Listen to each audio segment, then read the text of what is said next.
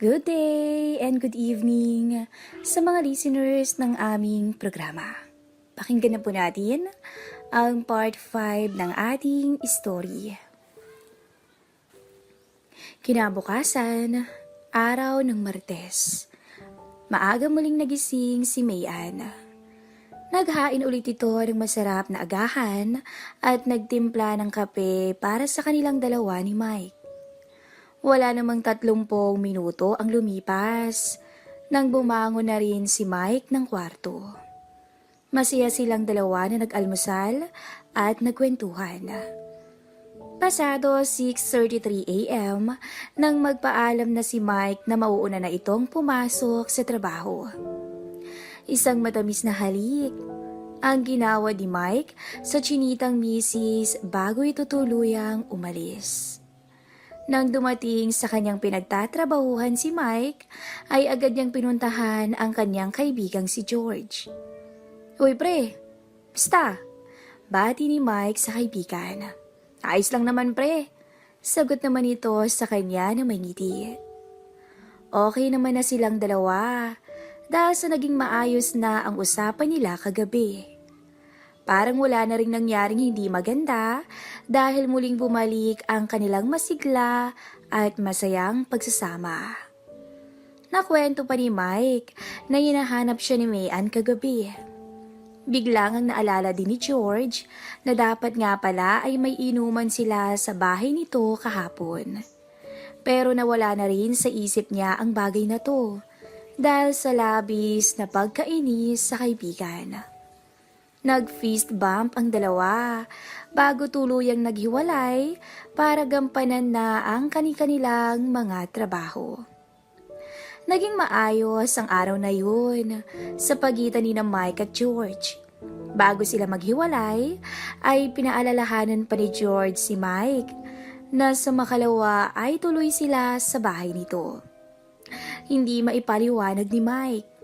Pero biglang nawala ang dating excitement na bumabalot sa kanya sa tuwing magiinuman sila sa bahay nila George at makikita ang sexy at mistisang misis nitong si Cathy. Dahil na rin siguro sa pagkatalong nalasap nito kung saan hindi pa niya nababayaran ang atraso kay George. Ang ipatikim ang maganda niya at morenang misis na si Mayan. Huwebes ng hapon, nang makita ni Mike si George na naghihintay sa kanya sa parking lot. Nakasakay na ito sa motorsiklo nito.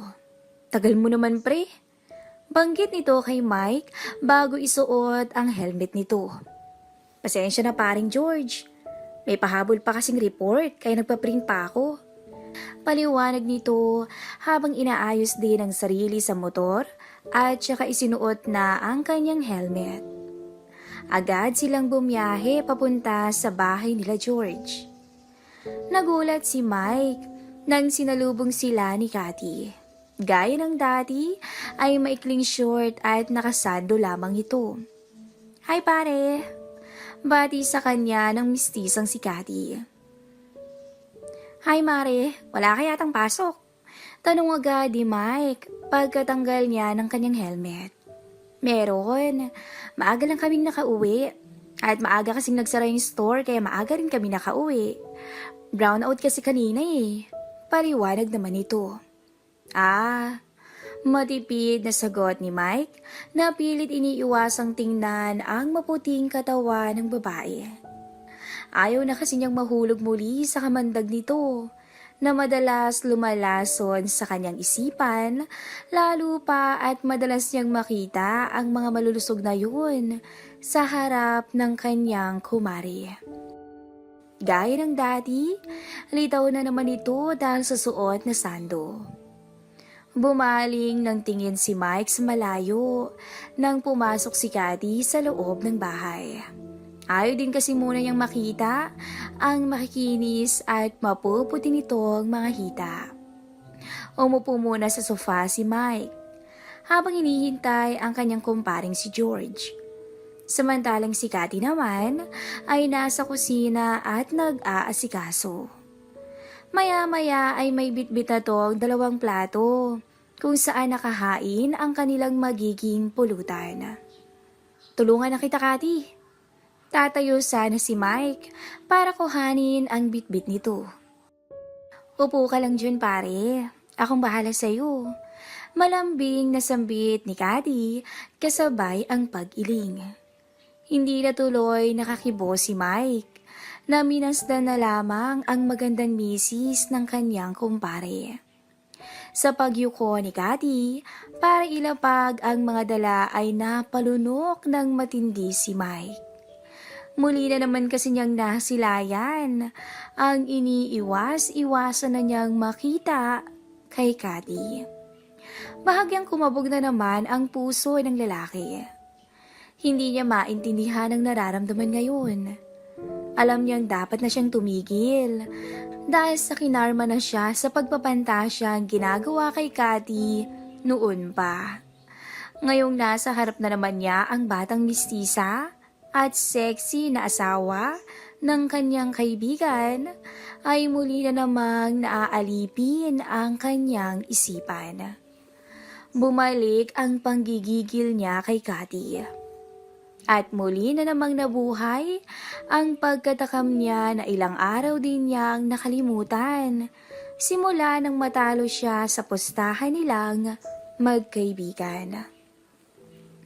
Natigilan lang si Mike nang mapansin ang paglabas ni George mula sa silid nilang mag-asawa. Bago umupo, ay binuksan muna nito ang malaking TV at naghanap ng magandang palabas. Sa pagbalik ni Kati mula sa kusina, ay bitbit naman ito ang isang bucket ng Colt 45 na paboritong inumin ng dalawa. Muli na namang nabiyayaan si Mike ng panibago at nakakaakit na tanawin, hatid ng muling pagyuko ni Kati. Madalas ay nagtataka ito sa mag-asawa. Talaga bang ganito lang kumilos si Kati na tipong kaunting galaw lang ay agad mo nang makikita ang mga tinatago nito sa sarili? Samantalang si George naman ay parang walang pakialam sa ayos ng kanyang magandang may bahay. Matapos noon ay inabutan na siya ni George ng isang bote ng Colt 45. Nagsimula na silang mag-inuman habang nanunood ng magandang pelikula. Kahit na papaano ay magaan ang loob ni Mike dahil sa wala namang nagbago kay George matapos ang insidente ng hindi nila pagkakaunawaan. Sa pangatlong pagkakataon ay muli na namang bumalik si Kati at inilapag ang crush ice. Umupo na ito sa kabilang sofa katabi ni George. May dala ito ang flavored na sanig na iinumin nito. Ito ang nakakatuwa kay Kati. Magaling itong makisama pagdating sa ganitong mga bagay.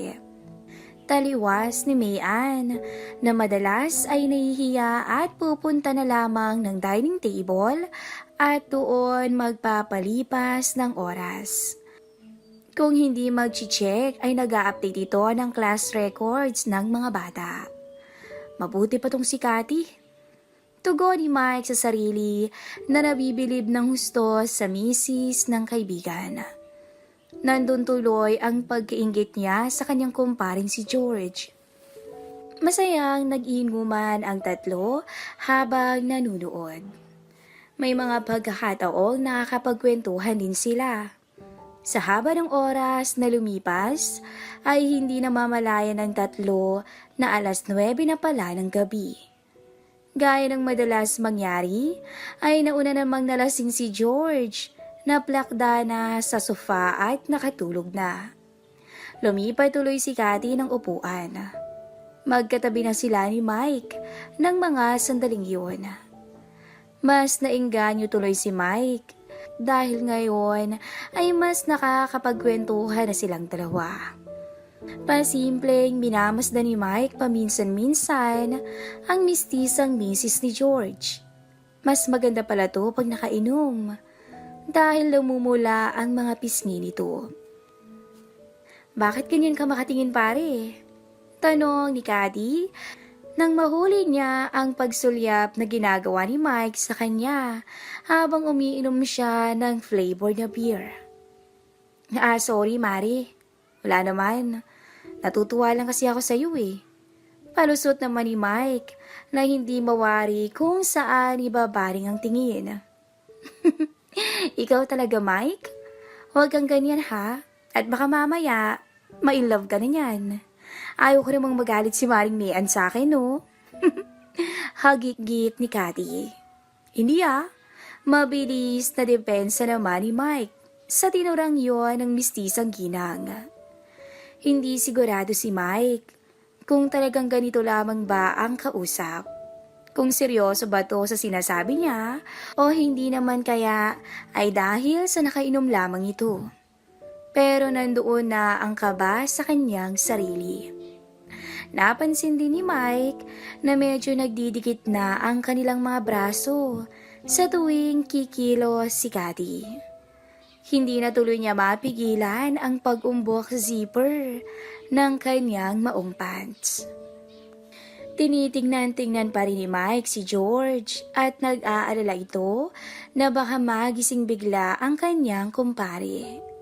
Malakas na rin kasi ang boses ni Cathy, lalo na kapag tumatawa ito sa mga jokes na binibitawan niya. Sa pwesto nilang yon ay mas nakikita ng husto ni Mike nang malapitan si Cathy. Talagang ang napakaputi ng kutis nito.